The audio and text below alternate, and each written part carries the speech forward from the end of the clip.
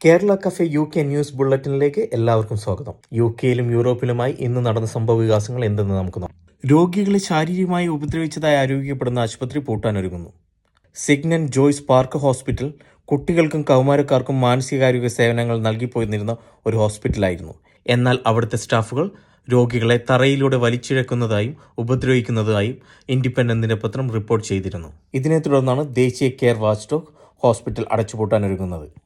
വിനോദസഞ്ചാരത്തിനൊപ്പം ജോലിയും ഇന്ത്യക്കാരെ ആകർഷിക്കാൻ വിസ ബാലറ്റുമായി ഓസ്ട്രേലിയ. ഇന്ത്യക്കാർക്കായി work and holiday visa ballot പ്രക്രിയ അവതരിപ്പിച്ച് ഓസ്ട്രേലിയ.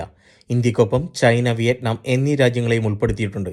ഈ രാജ്യങ്ങളിൽ നിന്നുള്ളവരെ ആകർഷിക്കുന്നതിനാണ് ഓസ്ട്രേലിയൻ സർക്കാർ വിസ ബാലറ്റ് പ്രക്രിയ അവതരിപ്പിച്ചിരിക്കുന്നത്. വർക്ക് ആൻഡ് ഹോളിഡേ വിസ വഴി സഞ്ചാരികൾക്ക് ഓസ്ട്രേലിയയിൽ അവധിക്കാലം ആസ്വദിക്കാനും ഒപ്പം തൊഴിൽ ചെയ്ത് വരുമാനം നേടാനും അവസരമുണ്ട്. അതേസമയം തിരഞ്ഞെടുക്കപ്പെട്ട രാജ്യങ്ങൾക്ക് മാത്രമേ ഈ പ്രോഗ്രാമിൽ പങ്കാളികളാകാൻ കഴിയൂ. പുതുക്കിയ വിസ നയപ്രകാരം 2024-25 വർഷത്തിൽ ചൈന, വിയറ്റ്നാം, ഇന്ത്യ എന്നിവിടങ്ങളിൽ നിന്നുള്ള സഞ്ചാരികൾ വർക്ക് ആൻഡ് ഹോളിഡേ വിസ വിഭാഗത്തിന് മുൻകൂറായി അപേക്ഷകൾ നൽകാം.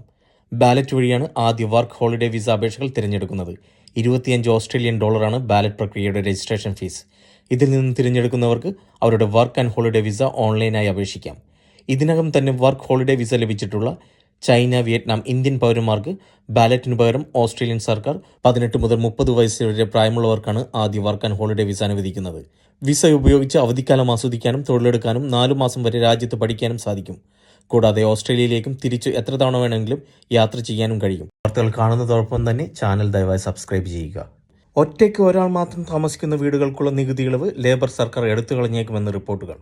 ഇക്കാര്യത്തിൽ വ്യക്തമായ ഒരു പ്രതികരണത്തിന് ലേബർ പാർട്ടി തയ്യാറായിട്ടില്ല എന്നത് ശ്രദ്ധേയമാണ്. വിധവകളുടെ നികുതി എന്നറിയപ്പെടുന്ന ഈ ഇളവ് നികുതിദായകരുടെ നികുതി ബില്ലിൽ നിന്നും കുറയ്ക്കുകയായിരുന്നു ചെയ്തുകൊണ്ടിരുന്നത്. ഈ ഇളവ് എടുത്തുകളഞ്ഞാൽ UK-യിൽ ഏകദേശം 30 ലക്ഷത്തിലധികം പെൻഷൻകാരെ പ്രതികൂലമായി ബാധിക്കുമെന്നാണ് കരുതുന്നത്.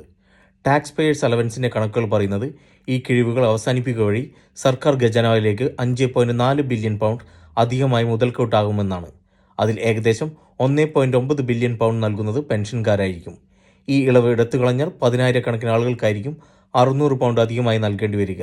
മറ്റു പല ഇളവുകളും നിർത്തലാക്കും എന്ന പ്രചാരണം പ്രധാനമന്ത്രി നിഷേധിച്ചപ്പോഴും സിംഗിൾ പേഴ്സൺ കൗൺസിൽ ടാക്സ് നിർത്തലാക്കിയേക്കുമെന്ന റിപ്പോർട്ട് പ്രധാനമന്ത്രി നിഷേധിച്ചിട്ടില്ല എന്ന് നികുതിദായകരുടെ സംഘടന ചൂണ്ടിക്കാട്ടുന്നു. അത്തരമൊരു നീക്കം നികുതി സമ്പ്രദായത്തെ കൂടുതൽ ലളിതവൽക്കരിക്കുമെങ്കിലും നികുതിദായകരുടെ മേൽ അമിതഭാരം വന്നു ചേരും. ഉന്നത വിദ്യാഭ്യാസത്തിനായി UK-യിലെത്തുന്ന മലയാളി ചെറുപ്പക്കാരിൽ ഭൂരിഭാഗവും ഏജന്റുമാരുടെ തട്ടിപ്പിനിരയായി ചെറിയ ജോലി ചെയ്ത് ജീവിക്കുകയാണെന്ന് മലയാളിയായ കേംബ്രിഡ്ജ് മേയർ ബൈജു വർക്കിത്തിട്ടാല. വിദ്യാഭ്യാസത്തിനാണെങ്കിലും ജോലിക്കാണെങ്കിലും വേണ്ടത്ര പരിശോധനയില്ലാതെ കടക്കാൻ ശ്രമിക്കുന്നതിനാലാണ് ഇത്തരം തട്ടിപ്പുകൾ നടക്കുന്നതെന്നും അദ്ദേഹം പറഞ്ഞു. ഉയർന്ന വിദ്യാഭ്യാസം നേടിയവർ പോലും കെയർ ഹോമുകളിലെ ജോലി ചെയ്യുകയാണ്. യൂറോപ്യൻ രാജ്യങ്ങളിൽ കുടിയേറ്റക്കാർക്കെതിരെ വംശീയമായും മറ്റുമുള്ള ആക്രമണങ്ങൾ നിലവിലുണ്ടെങ്കിലും അതിനെതിരെ ശക്തമായ നടപടികളാണ് ലേബർ ഭരണകൂടം സ്വീകരിക്കുന്നതെന്നും അദ്ദേഹം പറഞ്ഞു. കഴിഞ്ഞ മെയ്യിലാണ് കേംബ്രിഡ്ജ് സിറ്റി കൗൺസിൽ മേയറായി ബൈജു വർക്കിത്തിട്ടാല ചുമതലയേറ്റത്. 1 വർഷമാണ് കാലാവധി. ലേബർ പാർട്ടി അംഗമായ ഇദ്ദേഹം നേരത്തെ ഡെപ്യൂട്ടി മേയറായിരുന്നു. ക്യാൻസർ ചികിത്സയിലിരിക്കെ UK-യിൽ മലയാളി നഴ്സ് വിടവാങ്ങി. ഓണാഘോഷത്തിന്റെ ലഹരിയിലായിരുന്ന UK-യിലെ മലയാളി സമൂഹത്തിന് വേദനയായി നോർത്തേൺ അയർലൻഡിൽ മലയാളി നഴ്സ് വിടവാങ്ങി. നോർത്തേൺ അയർലൻഡിലെ ലിമാവാഡിയിൽ താമസിച്ചിരുന്ന അന്നു മാത്യു ആണ് മരണമടഞ്ഞത്. 28 വയസ്സായിരുന്നു. പാല കിഴതടിയൂർ ചാരം തൊട്ടിൽ മാത്തുക്കുട്ടി ലിസയുടെ മകളാണ് അന്നു. 2023-ലാണ് നഴ്സായ അന്നു UK-യിലെത്തിയത്. ഒരുപാട് സ്വപ്നങ്ങളുമായി നഴ്സിംഗ് ഹോമിൽ കെയറർ വിസയിലായിരുന്നു അന്നു എത്തിയത്. ഖത്തറിൽ ജോലി ചെയ്യുന്ന ഭർത്താവ് രഞ്ജു തോമസും ഈ വർഷം ജനുവരിയിൽ അന്നുവിനൊപ്പം എത്തുകയായിരുന്നു. അന്നു ഗർഭിണിയാവുകയും ആ സന്തോഷ വാർത്ത കുടുംബങ്ങളും പ്രിയപ്പെട്ടവരും ആഘോഷമാക്കിയതിന് പിന്നാലെയാണ് വിധിയുടെ ക്രൂരത അന്നുവിനെ തേടിയെത്തിയത്. 3 മാസം ഗർഭിണിയായ സമയത്ത് ഇടയ്ക്കിടെയുണ്ടാകുന്ന രക്തസ്രാവം കാരണം ചികിത്സ തേടിയ അന്നുവിന് ക്യാൻസർ രോഗത്തിന്റെ സാന്നിധ്യം കണ്ടെത്തുകയായിരുന്നു. പിന്നാലെ അവയവങ്ങളെ ഓരോന്നും ക്യാൻസർ ബാധിച്ചു. കഴിഞ്ഞ ഒരാഴ്ച മുമ്പ് പാലിയേറ്റീവ് കെയറിലേക്ക് മാറ്റിയിരുന്നു. ഇക്കഴിഞ്ഞ സെപ്റ്റംബർ 8-ാം തീയതി അന്നുവിന്റെയും രഞ്ജുവിന്റെയും 2ാം വിവാഹ വാർഷികമായിരുന്നു. അന്നുവിന്റെ അവിശ്വസനീയമായ വിടവാങ്ങൽ വിശ്വസിക്കാൻ കഴിയാത്ത സാഹചര്യത്തിലാണ് സുഹൃത്തുക്കളും ബന്ധുക്കളും ഇപ്പോഴുള്ളത്. മൃതദേഹം നാട്ടിലേക്ക് കൊണ്ടുപോകുമെന്ന് ബന്ധുക്കൾ അറിയിച്ചു. സംസ്ഥാന സർക്കാർ സ്ഥാപനമായ നോർക്ക റൂട്ട്സിന്റെ ട്രിപ്പിൾ വിൻ പദ്ധതിയുടെ ഭാഗമായി ജർമ്മനിയിൽ കെയർ ഹോമുകളിൽ നഴ്സുമാർക്ക് അവസരങ്ങളുമായി സംഘടിപ്പിക്കുന്ന സ്പെഷ്യൽ റിക്രൂട്ട്മെന്റിലേക്ക് ഇപ്പോൾ അപേക്ഷിക്കാം. നഴ്സിംഗിൽ BSc അല്ലെങ്കിൽ പോസ്റ്റ് BSc വിദ്യാഭ്യാസ യോഗ്യത അല്ലെങ്കിൽ GNM യോഗ്യതയ്ക്ക് ശേഷം 2 വർഷത്തെ പ്രവൃത്തി പരിചയം ഉള്ളവർക്ക് അപേക്ഷിക്കാം. വയോജന പരിചരണം, പാലിയേറ്റീവ് കെയർ, ജെറിയാട്രിക് എന്നിവയിൽ 2 വർഷം പ്രവൃത്തി പരിചയമുള്ളവർക്കും ജർമ്മൻ ഭാഷയിൽ B1, B2 യോഗ്യതയുള്ള ഉദ്യോഗാർത്ഥികൾക്കും മുൻഗണന ലഭിക്കും. പ്രായപരിധി 38 വയസ്സ്. താൽപ്പര്യമുള്ളവർ www.norca@kerala.gov.in എന്ന ഇമെയിൽ ഐഡിയിലേക്ക് വിശദമായ CV, ജർമ്മൻ ഭാഷാ യോഗ്യത, വിദ്യാഭ്യാസ സർട്ടിഫിക്കറ്റുകൾ, പ്രവൃത്തി പരിചയം ഉൾപ്പെടെയുള്ള മറ്റ് ആവശ്യരേഖകളുടെ പകർപ്പുകൾ എന്നിവ സഹിതം 2024 ഒക്ടോബർ 10 അപേക്ഷ നൽകേണ്ടതാണെന്ന് നോർക്ക റൂട്ട് CEO അജിത് കോളശ്ശേരി അറിയിച്ചു. ജർമ്മനിയുടെ വിപുലീകരിച്ച അതിർത്തി നിയന്ത്രണങ്ങൾ നിലവിൽ വന്നു. അനധികൃത കുടിയേറ്റത്തെയും കുറ്റകൃത്യങ്ങളെയും ചെറുക്കുന്നതിനുള്ള ശ്രമങ്ങളുടെ ഭാഗമായി ജർമ്മനി പടിഞ്ഞാറൻ വടക്കൻ അതിർത്തികളിൽ താൽക്കാലിക നിയന്ത്രണം പുനരാരംഭിച്ചു. Belgium, Denmark, France, Luxembourg, Netherlands എന്നീ രാജ്യങ്ങളുമായി അതിർത്തി പങ്കിടുന്നിടങ്ങളിലാണ് ജർമ്മനി പരിശോധന നടത്തുക. പരിശോധന 6 മാസത്തേക്ക് നിലനിൽക്കും. ഇത് നീട്ടാനും സാധ്യതയുണ്ട്. ആദ്യ ദിവസം തന്നെ അഭയാർത്ഥികളെന്ന് സംശയിക്കുന്ന ഏതാണ്ട് 30,000-ലധികം പേരെ തിരിച്ചയച്ചതായി പോലീസ് പറഞ്ഞു. ഇതിൽ അധികം പേരും സിറിയ, അഫ്ഗാനിസ്ഥാൻ, ഇറാൻ പൗരന്മാരാണ്. ഇവരൊക്കെ യൂറോപ്യൻ യൂണിയൻ അഭയാർത്ഥി പാസ് നേടിയവരുമാണ്. കുട്ടികളുടെ അശ്ലീല ചിത്രം പ്രചരിപ്പിച്ച BBC മുൻ അവതാരകന് ശിക്ഷ. വാട്സാപ്പിലൂടെ കുട്ടികളുടെ അപകീർത്തികരമായ ചിത്രങ്ങൾ പ്രചരിപ്പിച്ചതിന് BBC മുൻ വാർത്താ അവതാരകൻ ഹ്യൂ എഡ്വേർഡ്സിനാണ് കോടതി 6 മാസത്തെ തടവ് ശിക്ഷ വിധിച്ചത്. 2 വർഷത്തിനുള്ളിൽ കുറ്റം ആവർത്തിക്കുകയാണെങ്കിൽ മാത്രമേ ജയിൽ ശിക്ഷ അനുഭവിക്കേണ്ടി വരികയുള്ളൂ. 7 മുതൽ 9 വരെ പ്രായമുള്ള കുട്ടികളുടെ 41 ചിത്രങ്ങളാണ് പ്രചരിപ്പിച്ചത്. ഇതിൽ 7 എണ്ണം അതീവ ഗുരുതര സ്വഭാവമുള്ളതായിരുന്നു. 3 കേസുകളാണ് ഹ്യൂ എഡ്വേർഡിനെതിരെ ഫയൽ ചെയ്തിരിക്കുന്നത്. പ്രതി കുറ്റം സമ്മതിച്ചിരുന്നു. ഇന്ത്യൻ വിദ്യാർത്ഥി കാനഡയിൽ മുങ്ങി മരിച്ചു. ഞായറാഴ്ച സുഹൃത്തുക്കളോടൊപ്പം സഹോദരന്റെ ജന്മദിനം ആഘോഷിക്കുന്നതിനിടെ ഹൈദരാബാദ് സ്വദേശിയായ വിദ്യാർത്ഥി ടൊറന്റോയിലെ തടാകത്തിൽ മുങ്ങി മരിച്ചു. ഹൈദരാബാദ് മീർപേട്ട് സ്വദേശിയായ പ്രണീത് സുഹൃത്തുക്കളോടൊപ്പം ടൊറന്റോയിലെ ലേക്ക് ക്ലിയറിൽ നീന്താൻ പോയപ്പോഴാണ് അപകടത്തിൽപ്പെട്ടത്. കാനഡയിൽ ബിരുദാനന്തര ബിരുദ പഠന വിദ്യാർത്ഥിയായിരുന്നു. അമേരിക്കൻ പ്രസിഡന്റ് തെരഞ്ഞെടുപ്പിന് ആഴ്ചകൾ മാത്രം ബാക്കിയിരിക്കെ അഭിപ്രായ സർവേയിൽ വൈസ് പ്രസിഡന്റും ഡെമോക്രാറ്റിക് പാർട്ടിയുടെ പ്രസിഡന്റ് സ്ഥാനാർത്ഥിയുമായ കമല ഹാരിസിന് മുൻ പ്രസിഡന്റും റിപ്പബ്ലിക്കൻ സ്ഥാനാർത്ഥിയുമായ ഡൊണാൾഡ് ട്രംപിനേക്കാൾ 5% ലീഡെന്ന് പുതിയ സർവേ ഫലം. ഇരുവരുടെയും സംവാദത്തിന് ശേഷം നടത്തിയ സർവേയിലാണ് ഹാരിസിന് ട്രംപിനേക്കാൾ ലീഡ് കിട്ടിയത്.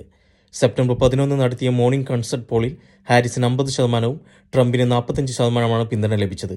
അതേസമയം സെപ്റ്റംബർ 12 അവസാനിച്ച റോയിറ്റേഴ്സ് ഇൻസോസ് സർവേയിൽ ഹാരിസിന് 47%, ട്രംപിന് 42% പിന്തുണ കണ്ടെത്തിയത്.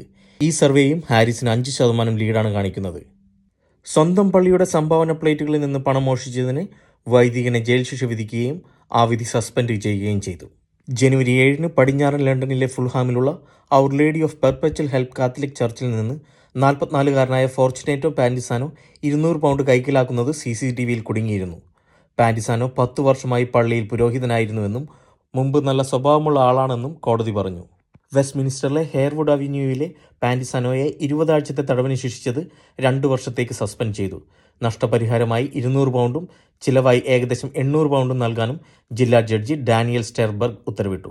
മോഷണം നടന്ന സമയത്ത് പാൻഡിസാനോയെ സർവീസിൽ നിന്ന് സസ്പെൻഡ് ചെയ്തതായി കോടതി പറഞ്ഞു. പാൻഡിസാനോയ്ക്ക് വീണ്ടും പുരോഹിതനായി പരിശീലിക്കാൻ കഴിയില്ലെന്നും ജഡ്ജി കൂട്ടിച്ചേർത്തു. പ്രതിക്ക് മുൻകാല ശിക്ഷാവിധികളൊന്നുമില്ലാത്തതിനാലും പൊതുജനങ്ങൾക്ക് യഥാർത്ഥ അപകട സാധ്യതയൊന്നും നൽകാത്തതിനാലും പുനരധിവാസത്തിൽ ശക്തമായ പ്രതീക്ഷയുള്ളതിനാൽ സസ്പെൻഡ് ചെയ്ത ശിക്ഷ ഉചിതമാണെന്ന് ജഡ്ജി പറഞ്ഞു. 19,000 പൗണ്ടിന്റെ സമ്മാനങ്ങളും 20,000 പൗണ്ട് സംഭാവനയും. ബ്രിട്ടീഷ് പ്രധാനമന്ത്രി കെയർ സ്റ്റാമർ വിവാദത്തിൽ. പ്രധാനമന്ത്രി കെയർ സ്റ്റാമർ പാർലമെന്ററി നിയമങ്ങൾ ലംഘിച്ചെന്നാണ് ഇപ്പോൾ വിമർശനമുയരുന്നത്. ജൂലൈയിൽ സ്റ്റാമർ പ്രധാനമന്ത്രിയാകുന്നതിന് മുമ്പും ശേഷവും ബ്രിട്ടീഷ് ശതകോടീശ്വരനായ ലോർഡ് അലി സ്റ്റാമറുടെ ഭാര്യ ലേഡി വിക്ടോറിയ സ്റ്റാമറിന് വില കൂടിയ വസ്ത്രങ്ങൾ നൽകുകയും ഒരു സ്വകാര്യ ഷോപ്പറിനെ ഏർപ്പാട് ചെയ്യുകയും ചെയ്തതെന്ന വെളിപ്പെടുത്തിന് പിന്നാലെയാണ് അന്വേഷണം. ടൈംസ് റിപ്പോർട്ട് പ്രകാരം ലോർഡ് അലി 19,000 പൗണ്ടിന്റെ വസ്ത്രങ്ങളും ഗ്ലാസുകളും പ്രധാനമന്ത്രിക്ക് നൽകിയിട്ടുണ്ട്.